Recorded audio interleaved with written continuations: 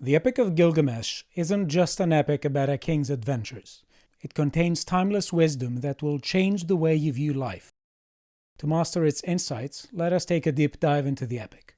The Epic of Gilgamesh is one of the oldest epics that we know of. It tells the tales of Gilgamesh, two-thirds divine, one-third human, king of Uruk of ancient Mesopotamia.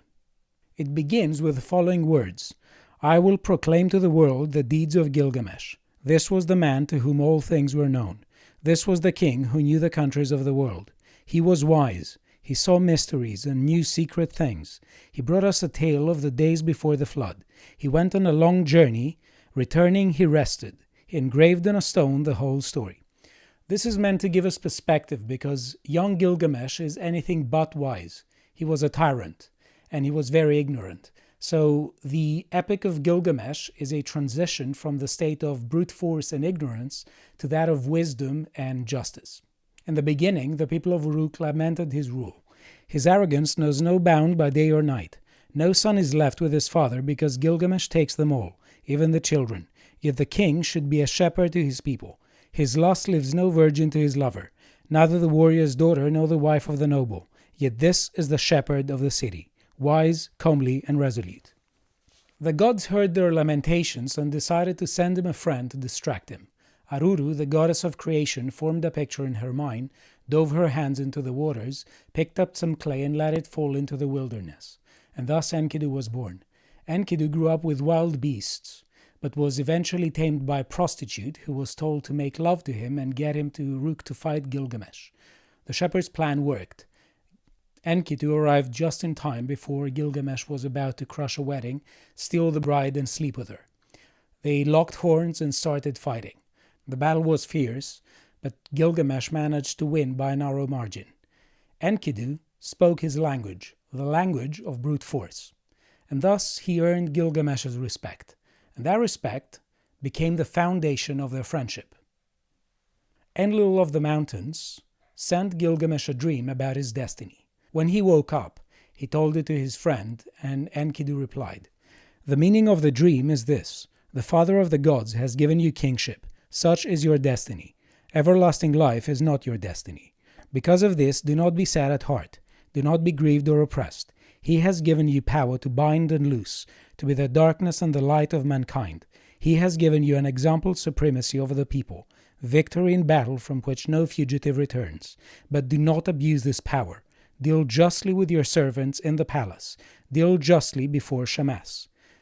Enkidu calls Gilgamesh to accept his fate, to accept his mortality. He is not a god. He will not live forever.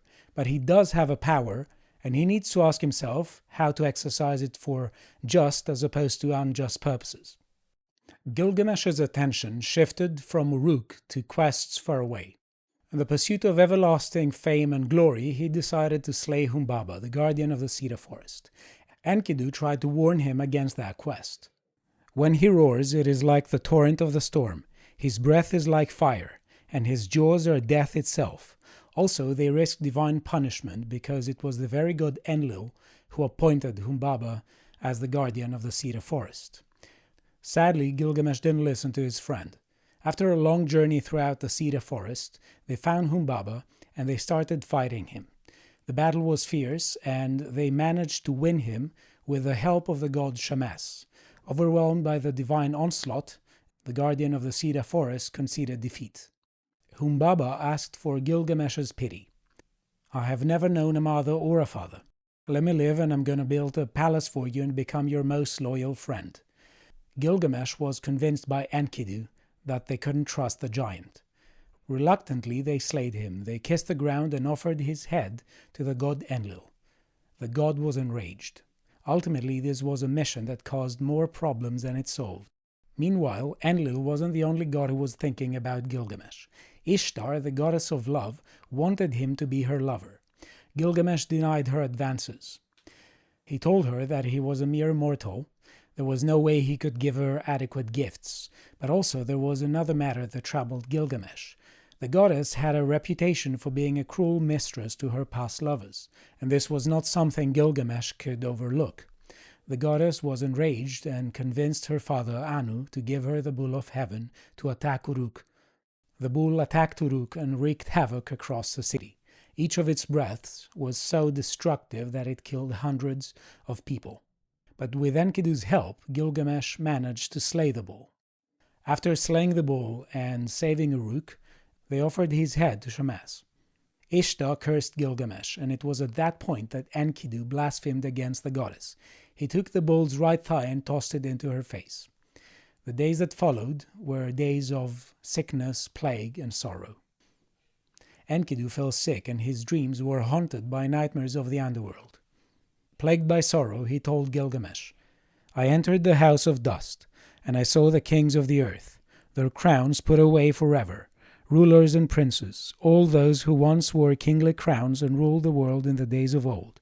They who had stood in the place of the gods like Anu and Enlil stood now like servants to fetch baked meats in the house of dust, to carry cooked meat and cold water from the waterskin." Gilgamesh's sorrow was profound. His friend was dying. He sat by Enkidu's bed until his friend's heart stopped beating. For 7 days and 7 nights he lamented the loss of his friend. Only then did he allow his body to be buried.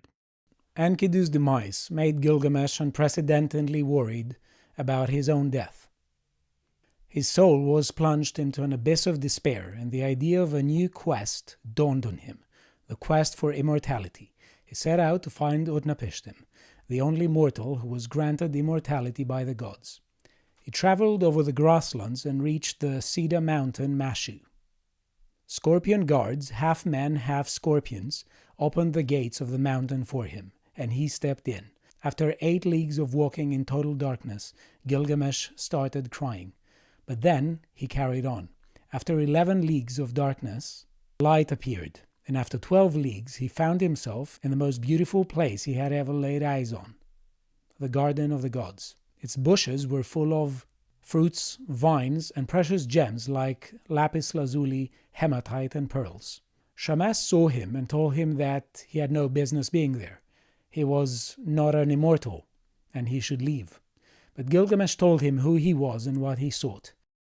He just couldn't go back. It was too late for him to not succeed in his mission. The god Shamash told him to go to Siduri, the woman of the vine. When Siduri saw him, she asked him why was he so weary, a question whose significance eluded him. And the goddess told him the harsh truth: you are not going to become immortal. He called him to accept the human condition. Fill your belly with good things, day and night. Dance and be merry. Feast and rejoice. Let your clothes be fresh. Bathe yourself in water. Cherish the little child that holds your hand, and make your wife happy in your embrace, for this too is the lot of man. Gilgamesh couldn't quit, and he told Siduri that he had to find Utnapishtim. The goddess showed him the way to Ur-Shanabi the ferryman. The ferryman took him across the waters of death, and there he found Utnapishtim. With tears in his eyes, Gilgamesh asked Utnapishtim, "How shall I find the life I seek? How shall I find everlasting life?" It was at this moment where Utnapishtim stated a fact and proceeded to ask him some questions. From the days of old there is no permanence.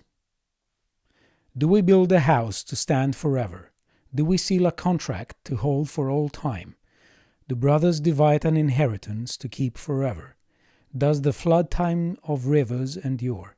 What is there between a master and a servant when both have fulfilled their doom? Frustrated and despaired, Gilgamesh asked him how he achieved everlasting life, and at that point Utnapishtim told him the tale of the flood, a tale that bears striking resemblance with other myths such as the myths of Atrahasis, Ziud-Sura, Deucalion, and also the story of Noah's Ark.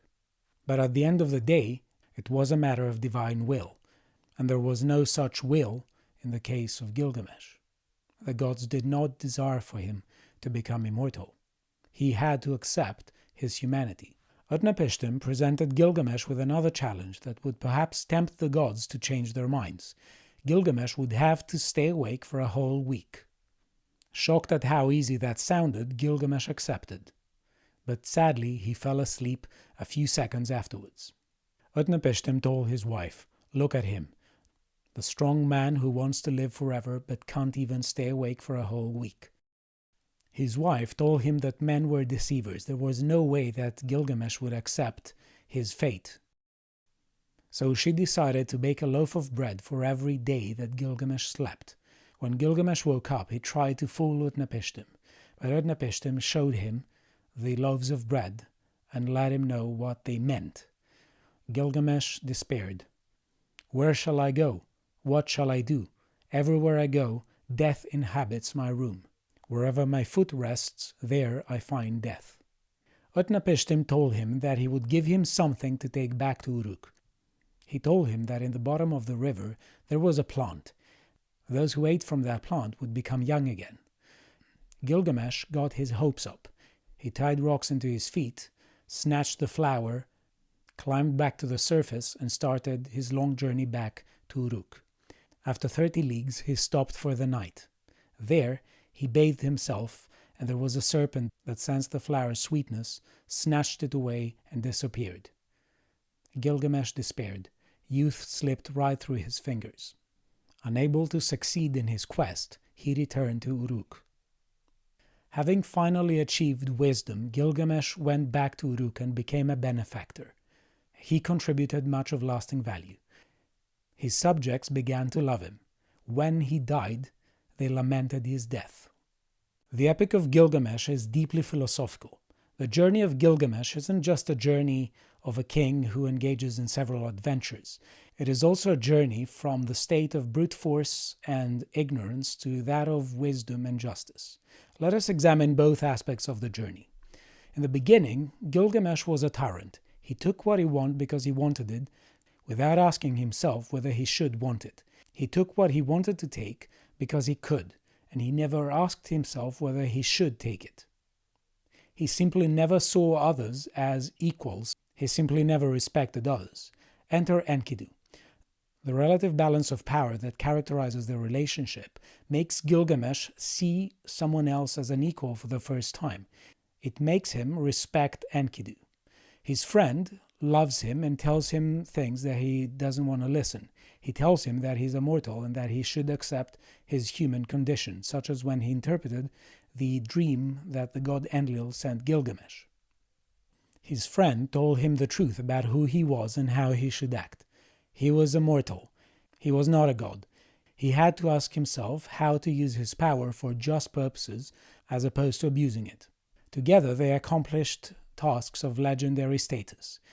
They slayed Humbaba, they killed the Bull of Heaven, and they saved Uruk. When Enkidu died, Gilgamesh was devastated. These are not the emotions that people who don't care about others feel. But perhaps the most dramatic aspect of Gilgamesh's journey was the conquest of wisdom. The road to wisdom was painful and characterized by lots of suffering, and the pivotal figure in it was Utnapishtim. Utnapishtim stated him a fact, that there is no permanence. Everything changes, everything is in flux, and he cannot expect his life to last forever. But perhaps the questions that Utnapishtim asked him were even more important, because the questions he asked Gilgamesh reveal something really deep about the human condition, and especially the relationship between value and time. Gilgamesh thought that he had to live forever, and he had the tendency to draw a necessary link between time and value. But what Utnapishtim did was to actually change his perspective on the relationship between value and time. And he told him that essentially time has nothing to do with value. And think about it for a second. We value our family, we value our friends, we value our children, and immortality has nothing to do with it. We value them despite the fact that they are not going to last forever. Immortality has nothing to do with value. So the human condition doesn't have to do with going after immortality. It has to do with realizing the value we find around us. And here is where we can get a bit more creative in the interpretation of the epic. What Utnapishtim does for Gilgamesh is to make him see that value doesn't have a necessary relationship with eternity. Let us forget about time for a minute and focus on space. Many people look at the night sky and say that they feel very small and insignificant. But ask yourself, what does having less mass than something else make you less significant?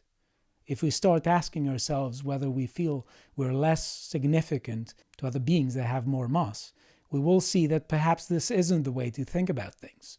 And this is precisely the kind of revolution in perspective that Utnapishtim caused in Gilgamesh's mind. At the end of the day, the Epic of Gilgamesh is also about the human condition.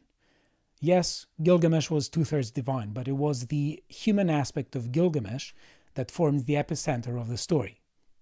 We're not demigods, but in principle, his limitations are our limitations. His condition is our condition, and his concerns are our concerns. We're simply not immortals, our lives do come to an end, and what we have to do is ask ourselves how to use our power for good instead of abusing it, and how to appreciate values we see around us that have nothing to do with infinite time or infinite space. If you like this video, click on the like, subscribe, and on the notification button, and I hope to see you next time. Goodbye.